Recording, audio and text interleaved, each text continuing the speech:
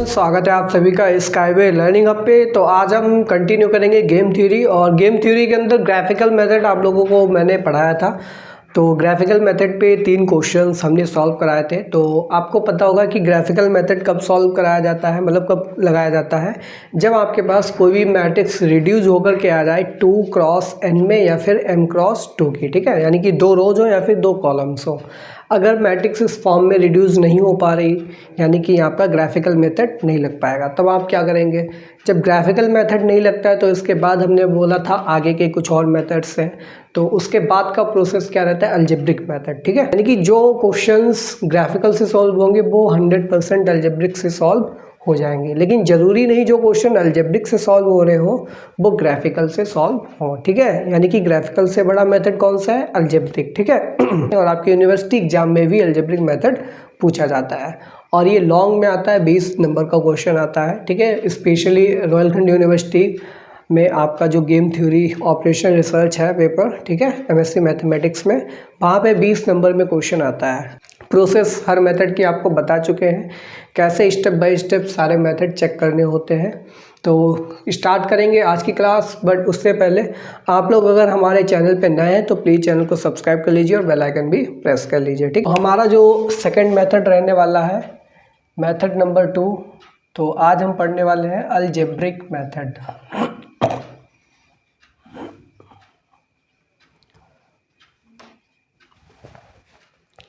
तो algebraic method कब use किया जाता है तो सबसे पहले लिखेंगे when it is used.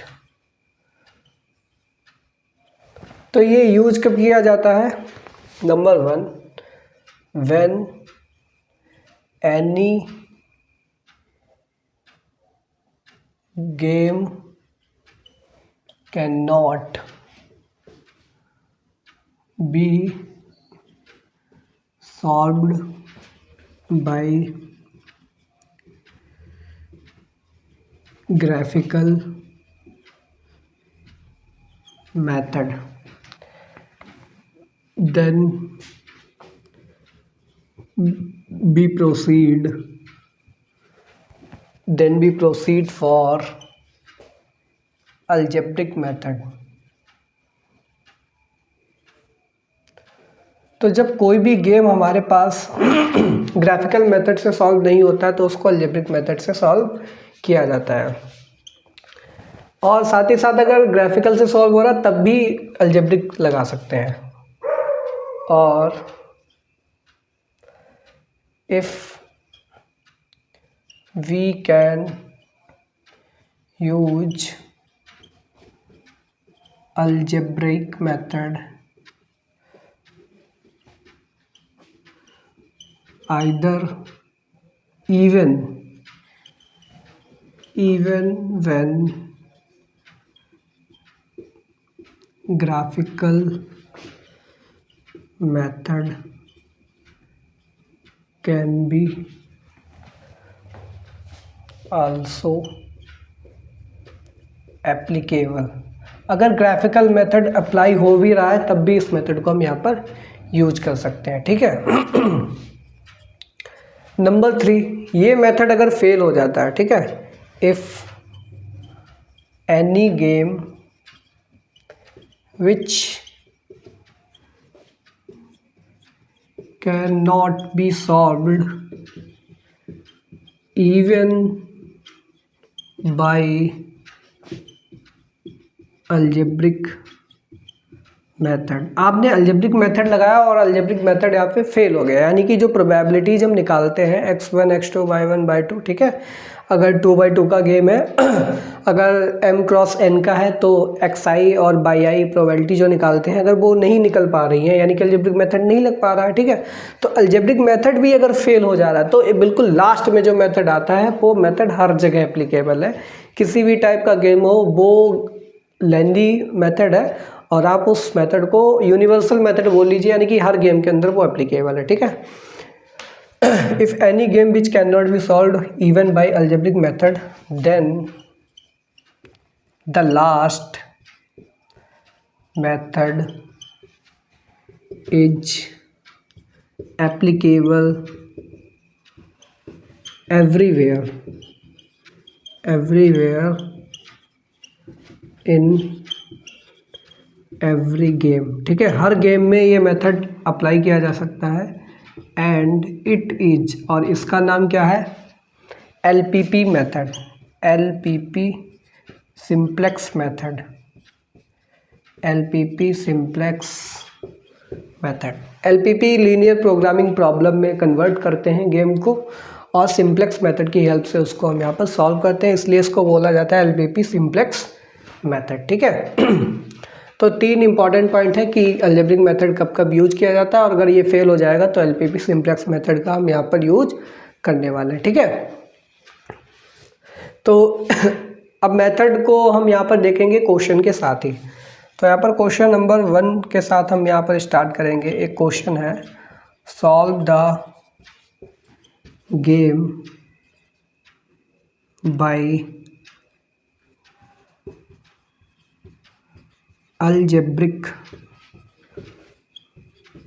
Method. ये first, second, third, first, second, third, ये प्लेयर A है, ये प्लेयर B है। तो अगर आपको डायरेक्टली क्वेश्चन में बोल दिया है कि अलजेब्रिक मेथड से सॉल्व करना है तो आपको अलजेब्रिक मेथड ही लगाना है, कोई दूसरा मेथड नहीं लगाएंगे। बट क्वेश्चन में आपको बोलेगा नहीं, बहुत ही रेयर चांस आता है कि अलजेब्रिक मेथड या फिर मेथड का नाम दे। मेथड नहीं बोलेगा, सिंपली बोलेगा solve the game. Game solve करना है कि सिंपल सी बात है, वैल्यू ऑफ द गेम आपको फाइंड आउट करनी होती है, ठीक है। बहुत सारे मेथड हैं जिनसे आप वैल्यू ऑफ द गेम निकालते हैं। तो मैंने आपको बताया था, हर क्वेश्चन में आपको बताता आ रहा हूँ कि बिल्कुल स्टार्टिंग से आपको क्वेश्चन को सॉल्व करना है। यहाँ पे लिखेंगे सोल्यूशन। स्टार्टिंग का मतलब है प्रोसेस, जो भी मेथड है सीरियल वाइज आपको करना है। तो सबसे पहले आप क्या चेक करेंगे, सैडल पॉइंट। तो सैडल पॉइंट देखिए ऐसे ही हम आपको बताए जा रहे हैं, रो वाइज मिनिमम निकालना है। तो रो में मिनिमम -1, यहाँ पर -2, यहाँ पर -3। कॉलम वाइज मैक्सिमम निकालना है, तो ये 3 है, यहाँ पे 4 है और यहाँ पर 2 है। कोई भी देखिए स्क्वायर और सर्कल कोइंसाइड नहीं हो रहा, यानी कि we have no saddle point. तो लिखोगे here in this game there is no saddle point. तो इस गेम के अंदर कोई भी सैडल पॉइंट नहीं है। Step number 1 complete. आपको बाकायदा ये वाला जो फिगर है ये आपको स्टेप नंबर 1 में बनाना पड़ेगा, ठीक है। ये गेम बनाना पड़ेगा, दिखाना पड़ेगा कि कोई भी सैडल पॉइंट नहीं है। स्टेप नंबर 2 में क्या करते हैं, सैडल पॉइंट नहीं होता तो हम चेक करते हैं क्या यहाँ पर डोमिनेंस प्रॉपर्टी फॉलो होगी। तो डोमिनेंस प्रॉपर्टी के लिए मिनिमम रो चेक करेंगे। तो ऐसी कोई रो है जो मिनिमम हो। अगर फर्स्ट रो का सेकंड से कंपेयर कराएं तो पहला एंटिटी तो लेस देन आ रहा है लेकिन दूसरा बड़ा आ रहा है, ठीक है। फर्स्ट का थर्ड के साथ कंपेयर कराएं तो पहला भी छोटा है, सेकंड वाला एंटिटी भी छोटा है, लेकिन थर्ड वाला बड़ा आ रहा है। फिर सेकंड रो का थर्ड के साथ अगर कराते हैं तो सेकंड का थर्ड के साथ अगर कराएंगे तो फर्स्ट वाला छोटा एंटिटी, सेकंड वाला भी छोटा है, लेकिन थर्ड वाला बड़ा आ रहा है, यानी कि कोई भी रो मिनिमम नहीं आ रही। कॉलम वाइज चेक करते हैं तो कॉलम मैक्सिमम चेक करना होता है। तो मैक्सिमम कॉलम के लिए सेकंड वाला कॉलम फर्स्ट से कंपेयर कराएं तो फर्स्ट एंटिटी बड़ी लेकिन सेकंड वाली छोटी आ रही। फर्स्ट और थर्ड कॉलम कंपेयर कराते हैं, फर्स्ट बड़ी सेकंड छोटी आ रही, यानी कि आपका कंपैरिजन यहाँ पर फर्स्ट थर्ड का भी नहीं हो रहा, फर्स्ट सेकंड का भी नहीं, सेकंड थर्ड का भी, यानी कि कोई भी कॉलम कोई भी रो यहाँ पर मिनिमम या मैक्सिमम कॉलम नहीं आ रहा है। तो डोमिनेंस प्रॉपर्टी भी नहीं लिख रही, तो यहाँ पे लिखेंगे here in this game dominance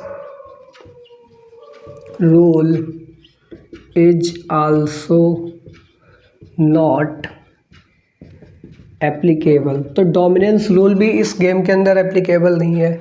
जब डोमिनेंस रूल भी ना लगे, भाई डोमिनेंस रूल लग जाता है तो या तो डोमिनेंस रूल मेथड लगाओ या फिर एक और अलजेब्रिक मेथड, शॉर्टकट मेथड होता है, ठीक है, मेथड ऑफ ऑडमेंट, उससे सॉल्व कर लेते हैं। तो ये सारे मेथड अब निगलेक्ट हो गए। अब बचा क्या है, अब जो लास्ट चैप्टर अपने लोग पढ़ रहे हैं ये वाले मेथड अप्लाई करेंगे।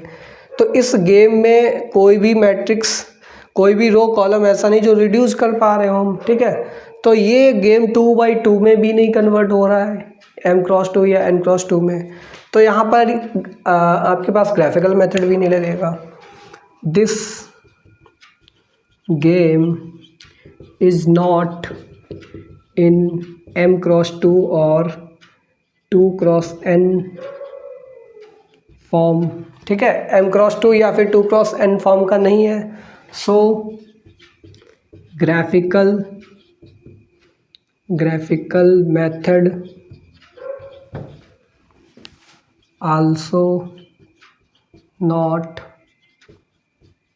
इज आल्सो नॉट एप्लीकेबल, इसलिए ग्राफिकल मेथड भी यहाँ पर नहीं लगेगा। अब जब ग्राफिकल मेथड भी नहीं लगेगा तब कौन सा लगेगा, तब हम आएंगे अलजेब्रिक मेथड पे, ठीक है। Now we will solve 4th point, ठीक है। Now we will solve this game by using algebraic method, ठीक है। तो अलजेब्रिक मेथड यहाँ पर लगाएंगे। अलजेब्रिक मेथड लगाते टाइम आप लोग छोटा सा काम कर लीजिए, जो भी मैट्रिक्स है इसका डिटर्मिनेंट जरूर निकाल लीजिए, अगर स्क्वायर मैट्रिक्स है तो, ठीक है। तो ये 3×3 एक स्क्वायर मैट्रिक्स है, तो इसका डिटर्मिनेंट हम एक बार चेक कर लेंगे। डिटर्मिनेंट से हमें ये पता लग जाएगा कि इस मैट्रिक्स का सोल्यूशन यूनिक है या फिर इनफाइनाइट सोल्यूशन है, ठीक है। तो डिटर्मिनेंट अगर हम निकालेंगे तो फर्स्ट रो से एक्सपेंड कर लीजिए -3, तो ये जो डिटर्मिनेंट आ रहा है मैट्रिक्स का ये नॉट इक्वल टू 0, और जब 0 नहीं आ रहा है तो यहाँ पर लिख सकते हैं वी गेट यूनिक सोल्यूशन। जब भी स्क्वायर मैट्रिक्स का डिटर्मिनेंट नॉट इक्वल टू 0 आता है तो एक यूनिक सोल्यूशन मिलता है, वी गेट यूनिक, तब तो यहाँ पर 100% अलजेब्रिक मेथड लग जाएगा। 100% नहीं, 90% बोल सकते हैं। 10% केसेस में ये डिटर्मिनेंट नॉट इक्वल टू 0 है, फिर भी यहाँ पर अलजेब्रिक मेथड फेल हो जाता है, तब हम बढ़ते हैं एलपीपी मेथड में, ठीक है। नाउ लेट, अब यहाँ पर लेट करना पड़ेगा probabilities for player A. Let the probabilities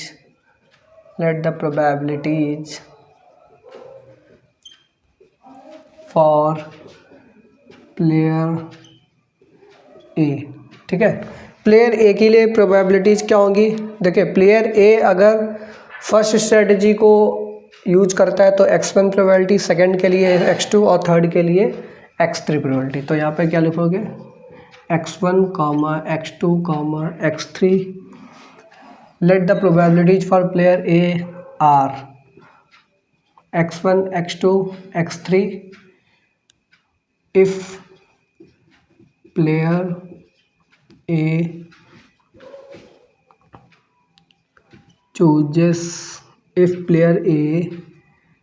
choose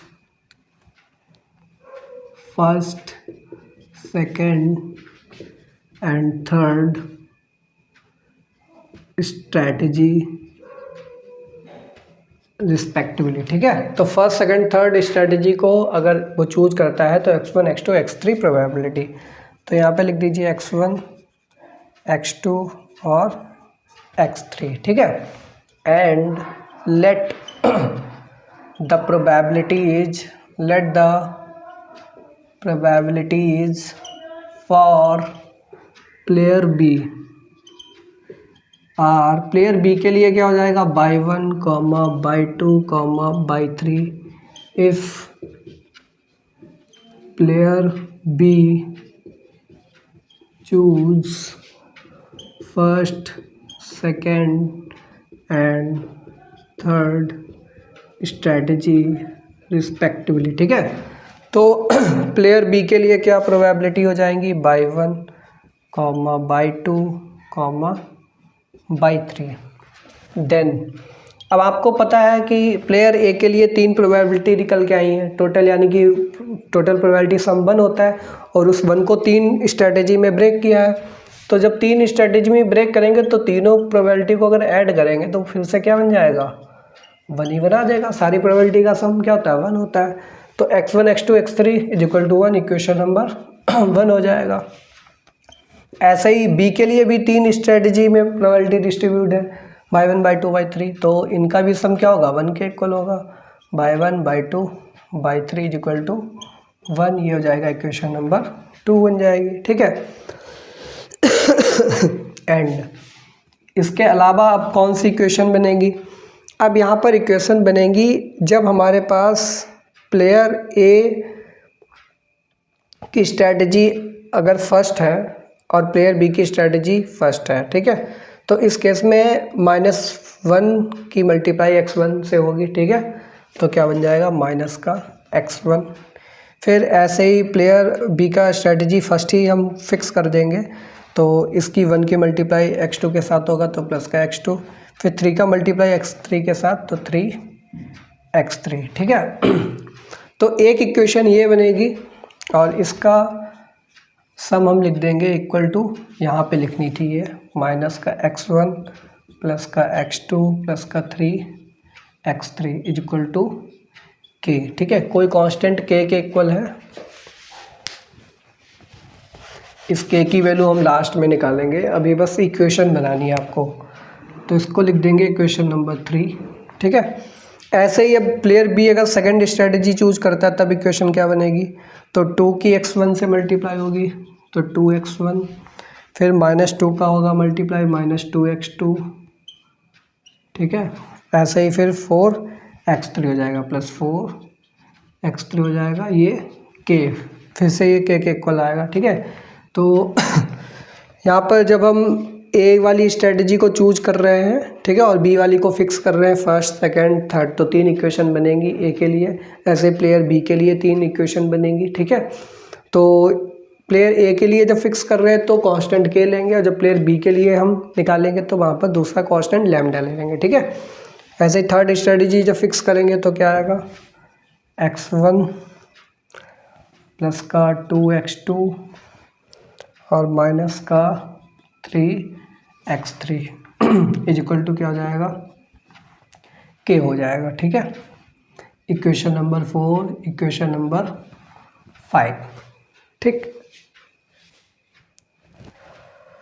और अब हम क्या करेंगे, प्लेयर बी के लिए निकालेंगे, तो प्लेयर बी के लिए by 1 by 2 by 3 row Y जब हम निकालेंगे, ऐसे प्लेयर ए की फर्स्ट स्ट्रेटजी को फिक्स करेंगे, फिर सेकंड को, फिर थर्ड को, ठीक है। तो ये हो जाएगा माइनस का by 1 plus 2 by 2 plus by 3 is equal to lambda, ये इक्वेशन नंबर 6 हो जाएगी, ठीक है। फिर ये हो जाएगा by 1 minus 2 by 2 plus 2 by 3 is equal to lambda, equation number 7 हो जाएगी। फिर ये हो जाएगा 3 बाई 1 प्लस का 4 बाई 2 माइनस का 3 by 3 is equal to lambda, ये इक्वेशन नंबर 8 हो जाएगी, ठीक है। तो टोटल 8 इक्वेशंस निकल के आई हमारे पास, ठीक है। तो ये इक्वेशंस हमने बना ली। अब हम क्या करेंगे, पहले प्लेयर ए के लिए ये हम यहाँ पर निकाल लेते हैं, और ये फॉर बी के लिए 3 इक्वेशन आई, और ये 2 प्रोबेबिलिटी की इक्वेशन, टोटल 8 इक्वेशन बनी है। पहले ए के लिए जो 3 इक्वेशन आई हैं इनको हम कंपेयर कराएंगे, 3 4 को इक्वेट कर सकते हैं और 4 5 को, क्योंकि सारी वैल्यू देखो के इक्वल है तो सारी इक्वेशन इक्वल ही होंगी, ठीक है, एक दूसरे के। तो यहाँ पर 3 = 4 रखेंगे, 4 = 5, या फिर 3 = 4 और 3 = 5, कोई भी 2 इक्वेशन लेकर के हम इक्वेट कर देंगे, ठीक है। इक्वेटिंग 3 and 4, 3 and 4 को इक्वेट करेंगे, तो 3 4 को इक्वेट करोगे तो this equation equal to this, फिर हम LHS में लाएंगे x1 x2 x3 वाले जितने भी पार्ट हैं ये, ठीक है। तो RHS में इक्वल टू क्या बन जाएगा, k बन जाएगा फिर से, ठीक है। तो जब इक्वेट करेंगे तो देखिए ऐसे करना है, -x1 प्लस का x2 प्लस का 3x3 is equal to 2x1 minus का 2x2 प्लस का 4x3 is equal to k। इन दोनों की वैल्यू किसके इक्वल है, k के इक्वल। फिर ये हम लाएंगे LHS साइड में, तो क्या बन जाएगा माइनस का 3x1 और माइनस का 2x2 प्लस का बना देगा तो प्लस का 3x3, माइनस का 4x3 इधर आएगा, प्लस का है तो माइनस का हो जाएगा, तो माइनस का x3 इक्वल टू k। ठीक है, और ये इक्वेशन नंबर अब कौन सी बन जाएगी 9। फिर हम किसको इक्वेट करेंगे, इक्वेटिंग 4 एंड 5। 4 एंड 5 को इक्वेट करेंगे। अब डायरेक्टली देख लीजिए, x1 इधर आएगा घटेगा, प्लस का है माइनस का हो जाएगा, तो 2x1 में x1 घटेगा, x1 बचेगा। फिर प्लस का 2 है, LHS में आएगा माइनस का 2x2 हो जाएगा, ये ऑलरेडी माइनस का 2x2 है, तो माइनस माइनस माइनस का 4x2 हो जाएगा। ठीक है, माइनस का 4x2 माइनस का 3x3 आएगा LHS में, प्लस का 3x3 हो जाएगा, तो 4 और 3 कितना हो जाएगा 7x3 इक्वल टू k। ये इक्वेशन नंबर 10 बन जाएगी। ठीक है, ऐसे ही आपको सारी इक्वेशंस को क्या करना है, इक्वेट करना है। इक्वेटिंग 6 एंड 7, 6 7 का इक्वेट करेंगे तो माइनस का 2y1, ये प्लस का हो जाएगा तो प्लस का 4y2, और इधर आएगा तो माइनस का बाई 3। ठीक है, is equal to lambda, equation number 11 हो जाएगी। फिर इक्वेटिंग 7 एंड 8, 7 8 को इक्वेट करिए तो माइनस का 2/1, माइनस का 6/2, और माइनस माइनस प्लस हो जाएगा, प्लस का 5/3 equal to lambda, equation number 12। ठीक है, अब आप लोगों ने क्लास 9 10th में एक फार्मूला पढ़ा होगा, 2 इक्वेशंस है, 3 वेरिएबल है। ठीक है, तो जब इक्वेशन कम हो, वेरिएबल ज़्यादा हो, तो क्रॉस मल्टीप्लिकेशन से वैल्यूज फाइंड आउट करते हैं। तो लिखिए फाइंडिंग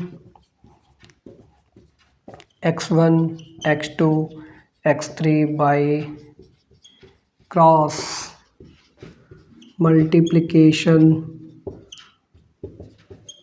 मेथड। तो क्रॉस मल्टीप्लिकेशन मेथड x1, फिर यहाँ पर माइनस x2, फिर x3। ठीक है, अपॉन सारे कर लेंगे इक्वल। ठीक है, और ये किसके इक्वल होगा, k के इक्वल चल रहा था, तो यहाँ पे लिख देंगे k। ठीक है, अब x1 के अपॉन में क्या आएगा, तो 9 और 10 वाली इक्वेशन देखिए, x1 के कोफिशिएंट को छोड़ देंगे, बाकी x2 और x3 वाले कोफिशिएंट को लिख लेंगे। ठीक है, तो x2 का कोफिशिएंट यहाँ 3 है और यहाँ पर -4 है, तो यहाँ पर -4 लिख देंगे। x3 का कोफिशिएंट -1 है और यहाँ पर x3 का 7 है। ऐसे ही x2 के लिए क्या करेंगे, x2 वाले हाइड कर लेंगे, x1 और x3 वाले लिख लेंगे। ठीक है, तो -3 1, फिर यहाँ पर -1 और यहाँ पर 7। ठीक है, x3 के लिए x3 वाले कोफिशिएंट हाइड करेंगे, x1 x2 के लिखेंगे, तो -3 1, और x2 का कोफिशिएंट क्या है 3 और -4, 3 -4। ठीक है, फिर कराना होता है क्रॉस मल्टीप्लाई। कैसे, 3 की 7 से मल्टीप्लाई कराएंगे, फिर -4 की -1 से। ठीक है, और माइनस करना होता है। तो यहाँ पे x1 की वैल्यू क्या आएगी, 7 3 जा 21, और माइनस माइनस प्लस हो जाएगा, तो ये 4 हो जाएगा। ठीक है, और ये जितना भी आएगा ये इक्वल टू में इधर चला जाएगा, तो इंटू k टाइम्स हो जाएगा। ठीक है, तो x1 की वैल्यू कितनी आ जाएगी 17k। ठीक है, इसी तरीके से x2 की वैल्यू निकालेंगे। x2 की वैल्यू इसका मल्टीप्लाई 7 3 जा 21, माइनस का 21 हो गया, और ये -1 माइनस माइनस प्लस का 1। ठीक है, और इंटू k हो जाएगा, तो इक्वल टू माइनस का 20, और यहाँ पर ये माइनस का x2 चल रहा है। ठीक है, तो माइनस का x2, तो माइनस माइनस कैंसिल हो जाएगा, तो x2 इक्वल टू 20 के आएगा, और x3 इक्वल टू यहाँ पर 9 के आएगा। ठीक है, now putting these values in. अब ये x1 x2 x3 की वैल्यू कहाँ पुट करेंगे, फर्स्ट इक्वेशन में। ठीक है, इन फर्स्ट, तो फर्स्ट में पुट करेंगे, तो x1 plus x2 plus x3 equal to क्या है 1। इट इम्प्लाइज, इन सब वैल्यूज़ को ऐड कीजिए, तो 17 29, और इनको ऐड करेंगे तो आएगा 20 और 9 7 16, 26, तो ये आएगा 46, ठीक है। 46k इज इक्वल टू 1, तो k की वैल्यू कितनी आ जाएगी 1/46, ठीक है। तो k की वैल्यू आ गई। अब यहाँ से x1 की वैल्यू क्या हो जाएगी 17k, यानी कि 17/46। x2 की वैल्यू क्या हो जाएगी 20k, यानी कि 20/46। और x3 की वैल्यू क्या हो जाएगी 9k, यानी कि 9/46। तो ये x1 x2 x3 की वैल्यू आ गई। और अब यहाँ से अगर वैल्यू ऑफ द गेम निकालना चाहें, वैल्यू ऑफ द गेम, तो वैल्यू ऑफ द गेम कैसे निकालते थे, आपको बताया था कि फर्स्ट कॉलम वाला, जो भी फर्स्ट कॉलम है उसका मल्टीप्लाई x1 x2 x3 से करा लीजिए, या फिर फर्स्ट रो को ऊपर वाले बाई 1 बाई 2 बाई 3 से मल्टीप्लाई करा लीजिए। अभी हमने क्या फाइंड आउट किया x1 x2 x3, तो फर्स्ट कॉलम की एंट्रीज को x1 x2 x3 से मल्टीप्लाई कराएंगे। तो फर्स्ट कॉलम के लिए हमने यही तो इक्वेशन बनाई थी, ये वाली, ठीक है। तो फर्स्ट कॉलम का पहला कोफिशिएंट क्या है -1, ठीक है। तो v इज इक्वल टू क्या आएगा -1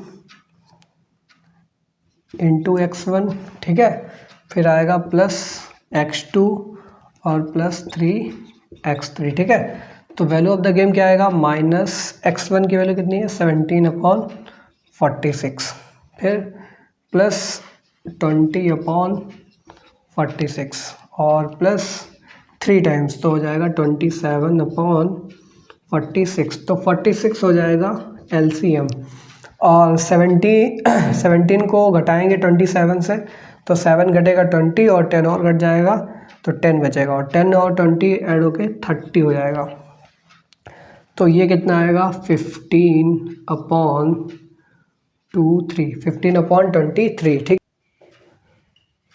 similarly finding by 1 by 2 by 3, ठीक है। तो यहाँ पर लिखेंगे बाई 1, यहाँ पे लिखेंगे माइनस का बाई 2, और यहाँ पे लिखेंगे बाई 3, और यहाँ पे लैम्डा, ठीक है। तो 11 और 12 की हेल्प से यहाँ पर बाई 1 बाई 2 बाई 3 निकालेंगे। तो बाई 1 के कोफिशिएंट को हाइड करेंगे तो 4 और -6 आएगा, तो यहाँ पे लिखिए 4 -6, और -1 और 5, तो -1 और 5 हो जाएगा। फिर बाई 2 के कोफिशिएंट को हाइड कीजिए तो -2, तो लिखिए -2 और -1 5, तो -1 5। बाई 3 के कोफिशिएंट को हाइड कीजिए तो -2 4 हो जाएगा, -2 4 और -2 -6, ठीक है। तो इस तरीके से अब हम यहाँ पर निकालेंगे बाई 1। तो बाई 1 इजिकल टू क्या होगा, क्रॉस मल्टीप्लाई 5 और 20 और 20 - 6, तो कितना हो जाएगा 20 - 6 14 लैम्डा। बाई 2 इजिकल टू कितना हो जाएगा 5 2 10 माइनस का 10 और माइनस का 10 और माइनस का 2, तो माइनस का 12, और माइनस साइन बाई 2 के ऊपर भी लगा तो माइनस माइनस कैंसल, तो 12 लैम्डा हो जाएगा। और बाई 3 इजिकल टू 6 दूनी 12 प्लस का हो जाएगा, ठीक है, और 4 दूनी 8 माइनस माइनस प्लस, तो 8 और 2 हो जाएगा 20 लैम्डा, ठीक है। पुट ये सारी वैल्यूज़ कहाँ पुट करेंगे, इक्वेशन नंबर 2 में। तो इक्वेशन 2 में पुट करेंगे, सबको ऐड कर लीजिए। तो 20 10 30 32 हो गया, 32 में 4 जोड़ा 36 10 46, ठीक है। तो 46 लैम्डा इक्वल टू 1, तो लैम्डा की वैल्यू भी क्या आई 1/46। तो यहाँ से by 1 equal to 14/46, by 2 equal to 12/46 और बाई 3 इक्वल टू 20/23, ये हो जाएगा 6/23, ये हो जाएगा 10/23, ठीक है। तो 7 6 10। तो ये बाई 1 बाई 2 बाई 3 की वैल्यूज आ गई, x1 x2 x3 की वैल्यूज आ गई, और वैल्यू ऑफ द गेम भी आपके पास आ गया। सोल्यूशन इज गिवन एज, तो सोल्यूशन कैसे दिया जाएगा, optimal solution for a. Player ए के लिए क्या हो जाएगा, प्लेयर ए के लिए strategy x1 x2 x3 probability आ रही थी, तो यहाँ पर ब्रैकेट के अंदर लिखा जाता है ऑर्डर्ड पेयर में। तो 17/46 हो जाएगा, कॉमा इसको डिवाइड करके लिखेंगे 10/23 हो जाएगा, और ये हो जाएगा 9/46। ठीक है, ऐसे ही ऑप्टिमल सॉल्यूशन की जगह स्ट्रैटेजी लिखिए, optimal strategy optimal strategy for player B.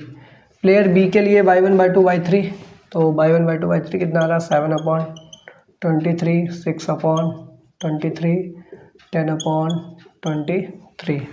ठीक है, ये फर्स्ट सेकंड थर्ड स्ट्रेटजी को डिनोट कर रहा है प्रोबेबिलिटीज़ को। And value of the game, value of game, तो v की वैल्यू कितनी है 15/23। ठीक है, तो ये आपका फर्स्ट क्वेश्चन था। तो क्रॉस मल्टीप्लिकेशन की हेल्प से अलजेब्रिक मेथड को हमने ईजिली यहाँ पर सॉल्व करके दिखा दिया। ठीक है, आई होप। तो जब डिटरमिनेंट नॉन जीरो आता है तब इस प्रोसेस से आपको सॉल्व करना होता है। ठीक है, बट डिटरमिनेंट अगर जीरो आ जाता है तब हम नेक्स्ट क्वेश्चन नेक्स्ट क्लास में सॉल्व करेंगे। तो मिलते हैं नेक्स्ट क्लास में, तब तक के लिए thanks for watching, have a good day.